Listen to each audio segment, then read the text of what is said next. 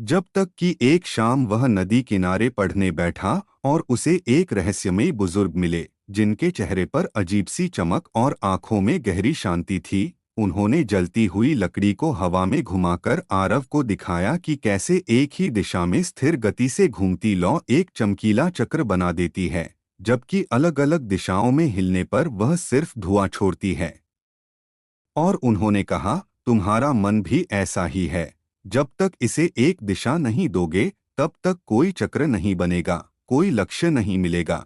यह बात आरव के दिल में गहराई तक उतर गई और उसी दिन से उसने अपने मन की एकाग्रता को साधने की यात्रा शुरू की, पहले छोटे छोटे कदमों से, जैसे कि 10 मिनट बिना मोबाइल पढ़ाई, 5 मिनट ध्यान, कमरे को व्यवस्थित रखना, एक दिन में सिर्फ एक लक्ष्य। लेकिन शुरुआत बेहद मुश्किल थी। उसका मन बार बार भागता, ध्यान टूटता, वह चिढ़ता, पर उसने हार नहीं मानी। वह खुद से कहता कि गलतियां सफर हैं, रुकावट नहीं। धीरे धीरे उसकी एकाग्रता 10 मिनट से 20, फिर 30 मिनट तक बढ़ने लगी और उसी समय स्कूल में विज्ञान प्रदर्शनी की घोषणा हुई, जो उसके लिए एक बड़ी चुनौती थी, क्योंकि वह हमेशा से एक ऐसी मशीन बनाना चाहता था जो कम बिजली में बर्फ बना सके, ताकि पहाड़ी इलाकों में दवाइयाँ, फल, सब्जियां और दूध लंबे समय तक सुरक्षित रखा जा सके।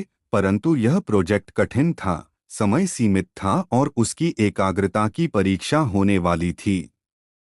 उसने बुजुर्ग की बातों को याद करते हुए ध्यान को अपनी दिनचर्या का हिस्सा बनाया। गहरी सांस लेना, मन को शांत करना और सिंगल टास्किंग, यानी एक समय में सिर्फ एक काम। कुछ ही हफ्तों में उसका दिमाग तेज होने लगा, चीजें जल्दी समझ आने लगीं, विचार साफ होने लगे और वह पहले से ज्यादा रचनात्मक बनने लगा। उसने अपने प्रोजेक्ट पर पूरी लगन से काम शुरू किया, लेकिन कठिनाइयां भी कम नहीं थीं। कभी मशीन गर्म होती, कभी ठंडक कम देती, कभी सामग्री खत्म हो जाती, कभी गणना गलत निकलती। पर अब वह पुराने आरव जैसा नहीं था जो थोड़ी मुश्किल में हार मान ले, बल्कि वह हर चुनौती को एक नई दिशा देने की कोशिश करता। वह हर समस्या को हल करने के लिए घंटों बैठा रहता, कभी रात भर जागता, कभी सुबह जल्दी उठता। उसकी माँ चिंतित होती और पिता उसे समझाते कि आवश्यकता से अधिक मेहनत शरीर को तोड़ देती है।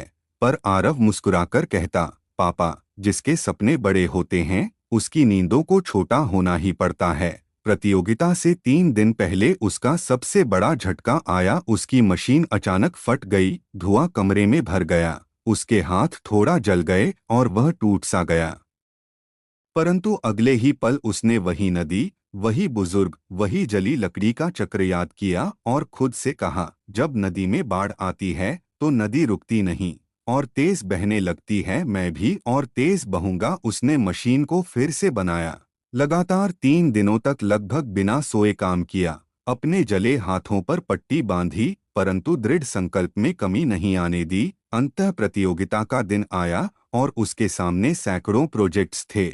लेकिन जब उसकी मशीन चलाई गई तो न्यायाधीश मंत्रमुग्ध रह गए। कम बिजली, ज्यादा ठंडक, तेज काम और पहाड़ी इलाकों के लिए एक क्रांतिकारी समाधान। परिणाम घोषित हुआ और आरव ने पहला स्थान जीता। पूरा स्कूल तालियों से गूंज उठा। उसके माता पिता की आंखें गर्व से भर गईं और उसके मन में एक शांत मुस्कान उभर आई, क्योंकि वह जानता था कि यह जीत मशीन की नहीं, बल्कि उसके एकाग्र मन की थी। उस शाम वह फिर नदी किनारे गया और उसे वही रहस्यमयी बुजुर्ग दिखाई दिए, जिन्होंने पूछा, तो तुमने जीत ली लड़ाई?